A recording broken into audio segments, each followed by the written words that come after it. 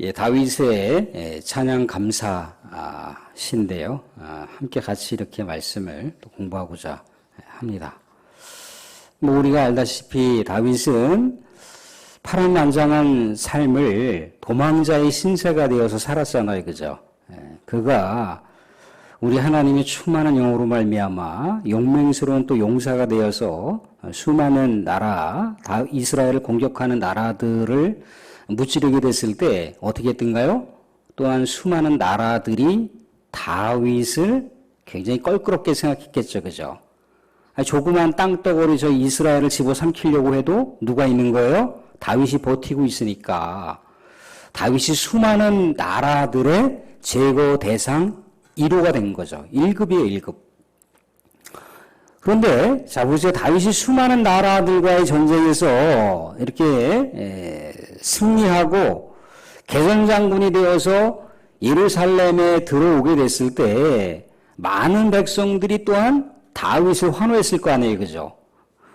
우리 민족의 위대한 영웅이다라고 그렇게 환호하며 다윗을 이렇게 추앙하게 됐을 때, 다윗을 흠모했을 때 이것을 그렇게 곱지 않은 시선으로 바라볼 수밖에 없었던 한 사람이 있었으니 누굽니까?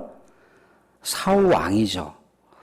왕의 자리를 위협하는 존재로다가 급부상하니까 또한 이 다윗이 사울의 제거 대상 1호가 되었습니다. 동서남북 어디를 가든지 다윗에게 놓여있는 모든 상황은 사망의 음침한 골짜기라는 거예요. 언제 어떻게 체포되어서 언제 어떻게 붙잡혀서 죽임당할지 모르는 그런 처량한 신세로다 그가 전락했다는 겁니다. 그런데 이런 상황이 있을 때마다 다윗은 어떻게 했던가요? 겸손하게 하나님께 나아가 기도를 했죠. 또 하나님의 살아계심을 찬양을 했습니다. 그럴 때마다 하나님께서 다윗이 도망자의 신세가 되었다 할지라도 피할 수 있을 만한 여러 가지 자연적인 지형을 주셨어요. 그게 때로는 바위가 됐기도 했고 때로는 수풀이 됐기도 했고 때로는 어떤 산성이 되기도 했었고 오늘 말씀 가운데 그런 얘기들이 나오죠, 그죠? 2절 보시면 여호와는 나의 반석이시요. 그런 피난처가 반석이었다는 거예요. 요새시요. 나를 건지시는 자시요. 또한 그는 방패라고 얘기하고 있어요. 3절에 나의 방패시요. 또 끝절에도 3절 끝에도 보시게 되면 나를 폭력에서 구원하셨도다. 그러니까 여러 가지 자연적인 방해에 피할 수 있는 여러 가지 방패막이 될 수 있던 여러 가지 요소들이 물론 다윗이 굉장히 민첩하게 대응을 해서 그렇게 마치 이잡듯이 뒤지는 사울과 또 다윗의 대적들을 그렇게 피해서 아주 시의적절하게 잘 피했지만 그런 어떤 어떤 지형물들을 통해서 다윗이 피한 것이지만 그렇게 표면상 피한 것이지 실제 누가 자기를 그렇게 피하게 하셨다는 겁니까? 하나님이 다윗을 도와주셨다는 거죠. 다윗의 피난처가 되셨다는 거예요. 다윗의 요새가 되고 다윗의 반석이 되고 다윗의 산성이 되고 다윗의 구원의 뿔이 되셨다는 거죠. 누가? 하나님이. 이런 여러 가지 기도와 찬양과 우리 하나님의 구원의 역사를 경험하게 되면 어떻습니까? 기도가 굉장히 강력해지겠죠, 그죠?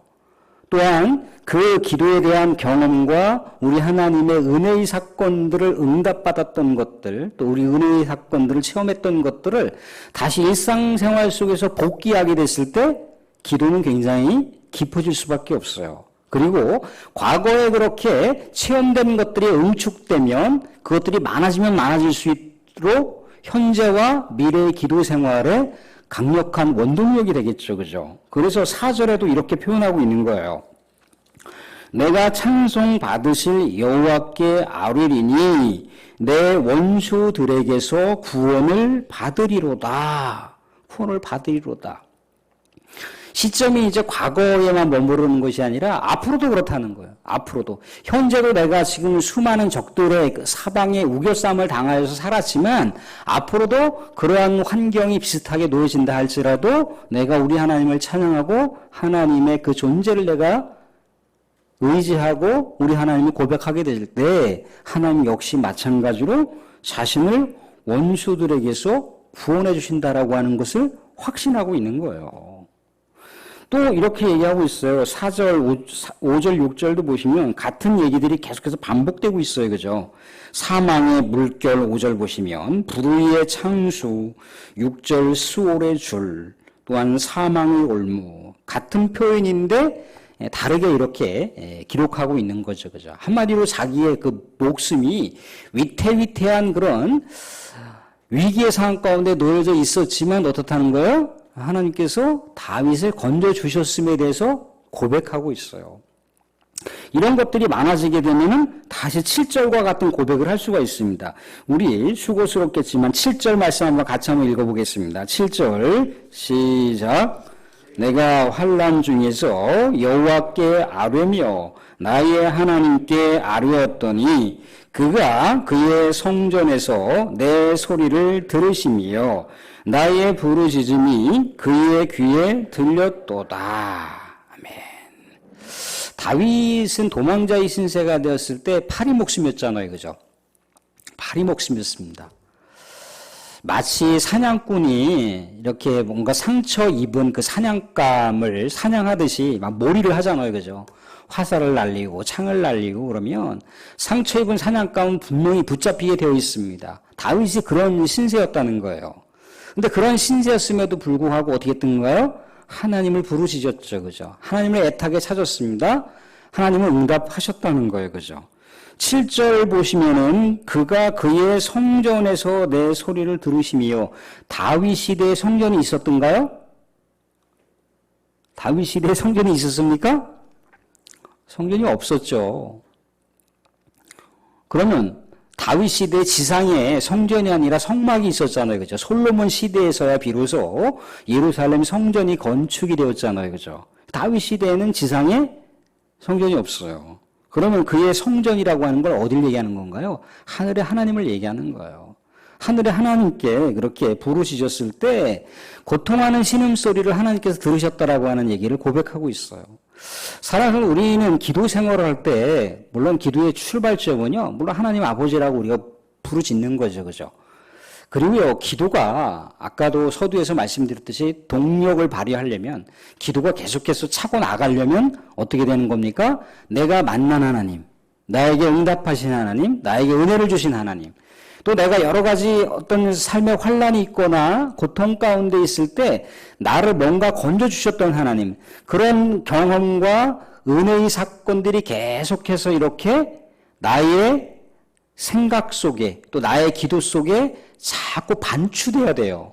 자꾸 반추가 되게 됐을 때 나에게 동일한 상황들은 아니지만 동일한 삶의 자리는 아니지만 비슷한 삶의 상황들이 계속해서 우리의 삶의 엄습에 들어올 때가 있다는 겁니다. 그럴 때 어떻게 하라는 거예요? 그럴 때 기도할 수가 있다는 거예요. 기도할 때 기도에 대한 확신을 가질 수가 있는 거예요. 아, 지난번에 하나님께 이렇게 기도했더니 이렇게 응답해 주셨대더라 라고 하는 그런 기도의 체험의 사건을 가지고 또 내가 현실을 경험하게 됐을 때 예전보다 더 강력한 것이 올 때 아, 예전보다 더 강력하게 온 것이었다면 내가 더 강하게 강렬하게 열정을 다하여 마음을 다하여 하나님을 의지하면 하나님 어떤 식으로든지 간에 응답하시겠다라고 하는 확신을 갖고 기도로 나아갈 수가 있다는 거죠. 그런데 사랑하는 성도들, 우리 다윗의 이 감사 찬양시를 보면 알지만 기도라고 하는 게 자꾸 맴맴매 돌 수가 있어요. 자꾸 이렇게 말하자면 이렇게 그 범위가 늘 언제나 고정될 수가 있습니다.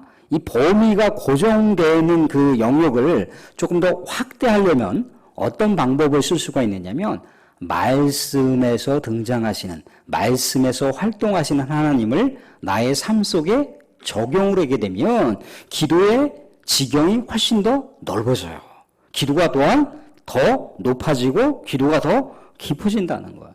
그래서 우리가 말씀 속에 살아계신 하나님의 여러 가지 이야기와 말씀과 사건들을 내 삶 속에 체득화될 수 있도록 내 삶 속에 끊임없이 적용을 하고 내 삶 속에 끊임없이 체득화를 시켜야 된다는 거예요. 아브라함의 하나님이 이삭의 하나님, 야곱의 하나님이라고 그랬잖아요. 그죠? 아브라함의 하나님이 이삭의 하나님과 다른 분입니까? 동일한 분이에요. 또한 아브라함의 하나님이 야곱의 하나님이에요. 동일한 하나님이에요.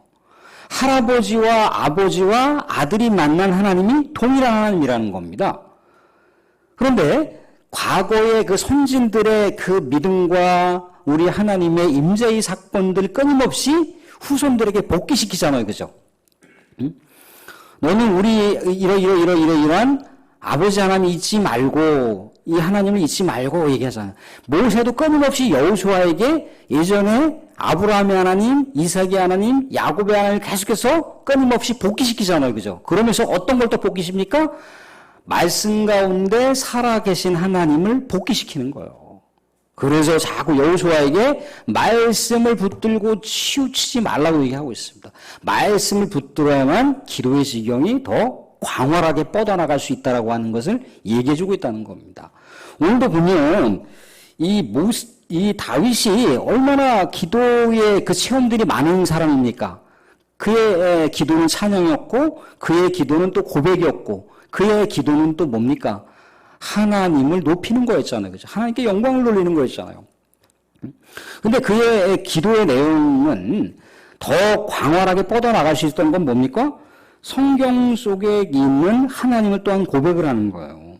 성경 속에, 성경의 역사가 출애굽기라든가 아니면 신명기라든가 그런 데를 보시게 되면 그 창조주 하나님에 대한 존재성이 여러 가지 자연적인 배경과 같이 이렇게 상징적으로 동반해서 등장하는 것을 볼 수가 있어요. 하나님은 때로는 구름으로도 등장을 하시기도 하고요. 하나님 때로 우레소리로 등장하시기도 하고요. 번개로 등장하시기도 하고요. 하나님은 또한 불로도 등장하시기도 하고요. 하나님 자연적인 여러 가지 배경적인 상황들을 덧입으셔서 하나님의 존재성을 드러냅니다. 그런데 이 성경을 왜곡해서 얘기하는 하나님이 구름이 되셨다, 하나님이 불이 되셨다, 하나님이 구름 타고 오신다, 막 그렇게 얘기하고 있어요. 근데 이 표현들이 상징적인 것인지, 과연 우리 하나님께서 진정으로 이렇게 자연의 모습으로 등장하는 것인 우리가 분별할 수가 있어야 돼요. 아무튼간 말씀 가운데 보시면 이렇게 나와 있습니다. 8절 보시면 이에 땅이 진동하고 떨며 하늘의 기초가 요동하고 흔들렸으니 그의 진노로 말미암음이로다. 이스라엘 백성들에게 여러 가지 삶의 상황 속에서 힘들게 하는 많은 외적 세력이 있었다는 거죠. 그죠? 그 외적 세력에 대해서 하나님이 품고 있는 진노의 모습을 땅이 진동하고 하늘의 기초가 요동한다라고 하는 것으로 표현하고 있다는 거예요. 그만큼 하나님이 하나님의 백성들을 탄압하고 괴롭히고 이렇게 저렇게 침탈하고 있는 그 세력들에 대해서 하나님께서는 그만큼 엄청난 진노를 품고 계시다라고 하는 얘기를 해주고 있어요. 9절에서도 진노를 바깥으로 표현하는 모습을 마치 화산에서 연기가 나면서 화산에 이렇게 뭔가 폭발을 일으키는 것처럼 얘기하고 있습니다. 9절에서도 그의 코에서 연기가 오르고 입에서 불이 나와 사름이여 얘기하고 있습니다. 하나님의 존재를 그렇게 얘기하고 있다는 거예요.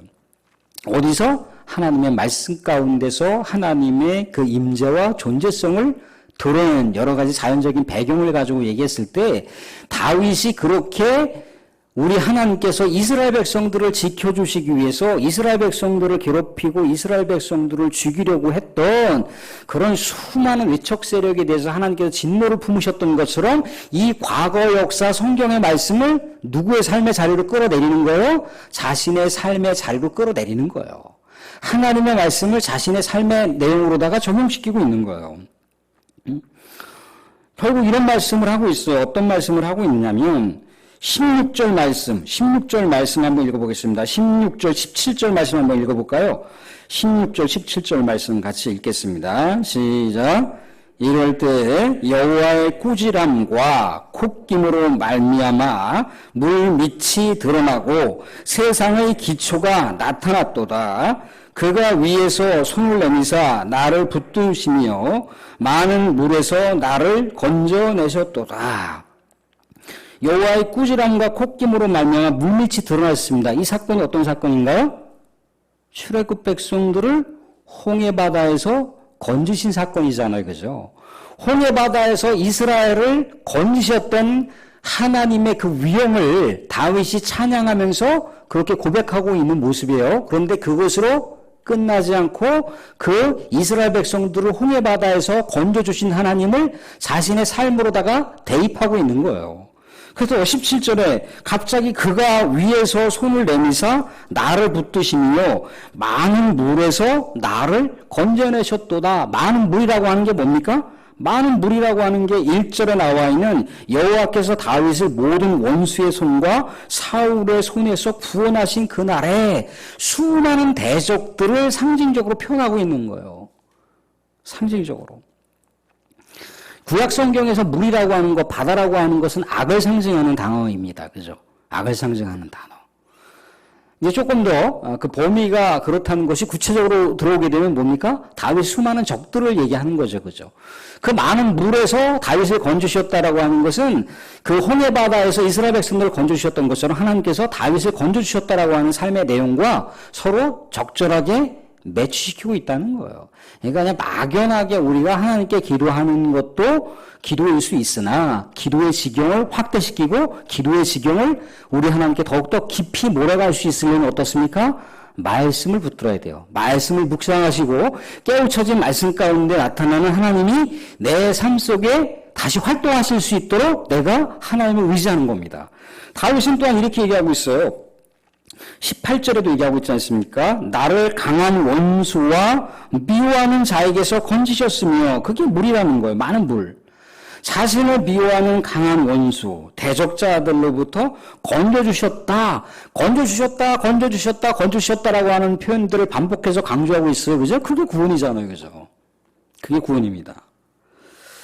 근데 이렇게 여러 그 환난과 고통과 어려운 그런 사망의 음침한 골짜기를 살아가는 다윗이 어떠할 때 하나님께서 그렇게 반응을 하셨다는 얘기입니까?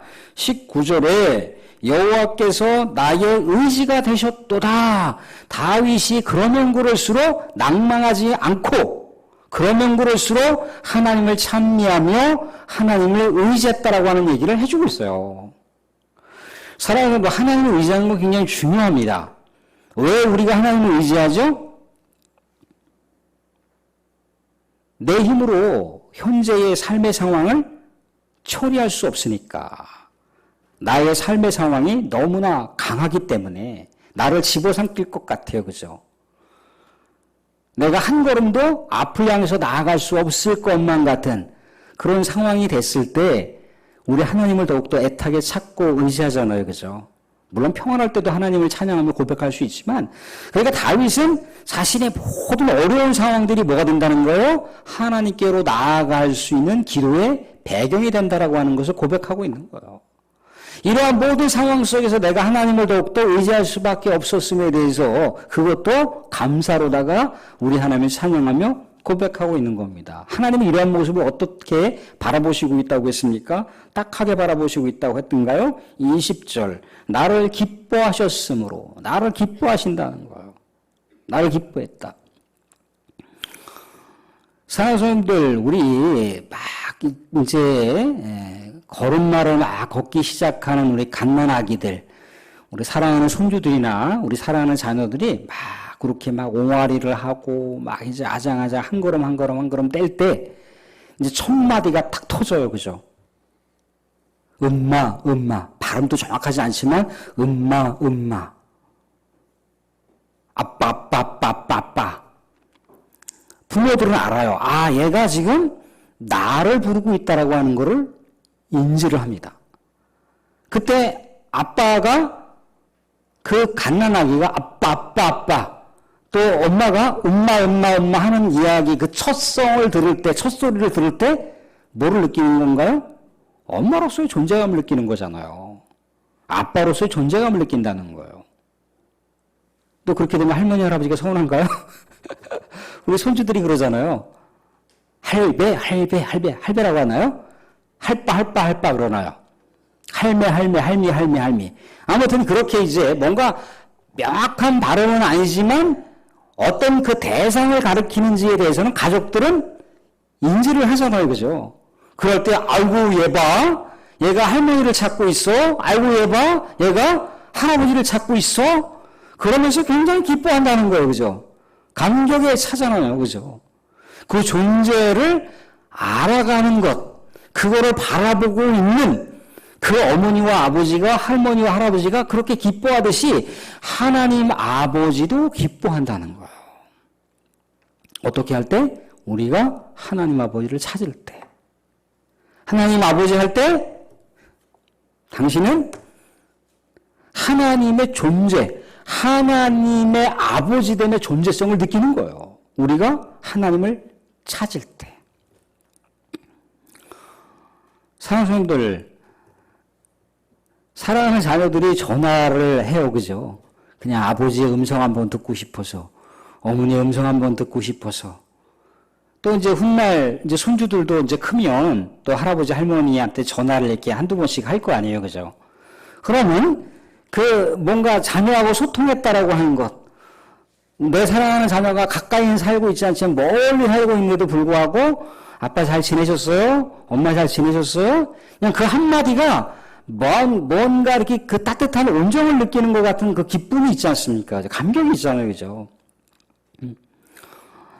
요즘 뭐 카톡이 아니라 뭡니까? 동영상을 막 촬영을 해서 막 그것도 보여주기도 하고 막 그러지 않습니까? 그죠? 하나님 아버지는 어떠실까요? 하나님 아버지도. 하나님 아버지도 동일하겠죠. 그죠? 전인격적인 존재성을 갖고 계신 분이 모르겠어서 그렇다는 거예요. 다윗은 그렇게 모든 자신의 그 불안하고 여러 가지 자신에게 불리하게 작용할 수밖에 없는 그런 모든 상황들 자체가 뭐예요? 하나님께로 나아갈 수 있는 통로가 됐어요. 하나님께로 나아갈 수 있는 통로. 다윗은 우리 하나님의 마음에 합치된 사람이에요. 그죠? 다윗이 수많은 대적들을 무찔렀을 때 나의 칼이요, 나의 활이요, 나의 무기요 그러면서 수많은 적들을 무찔렀던가요? 아니요. 만군의 하나님만 붙들었어요. 만군의 하나님만. 사랑하는 말씀 정리하겠습니다. 기도의 출발점, 기도가 깊어질 수 있는 것은 우리가 우리의 일상의 소소한 것을 통해서 하나님께 나가고 하나님과 만나고 하나님께 은혜를 받고 하나님께 기도응답 받은 것. 그게 우리가 하나님께 더욱더 깊이 나아갈 수 있는 길입니다. 그런데 더 깊이 나갈 수가 있고 더 기도의 지경이 넓어지고 강력해지려면 말씀 가운데 살아계신 하나님을 만나야 되고 말씀 가운데 살아계신 하나님이 내 삶 속에 철저하게 대입되고 적용이 돼야 된다는 거예요. 그렇게 했을 때 우리도 역시 다윗처럼 기도할 수가 있고 우리도 역시 아브라함처럼 기도할 수가 있고 우리 역시 예수님께서 그렇게 자신의 이름을 붙들고 하나님께 나아가라고 했던 것처럼 우리도 제자들처럼 기도할 수가 있다는 겁니다. 이것을 잊지 마시고 늘 언제나 하나님으로부터 충만한 은혜와 또 응답을 받는 가운데 말씀 속에 살아계신 하나님을 붙들고 우리 사랑하는 성도들의 기도가 더욱더 하늘 높은 지경으로 확장될 수 있기를 주님으로 축원드립니다.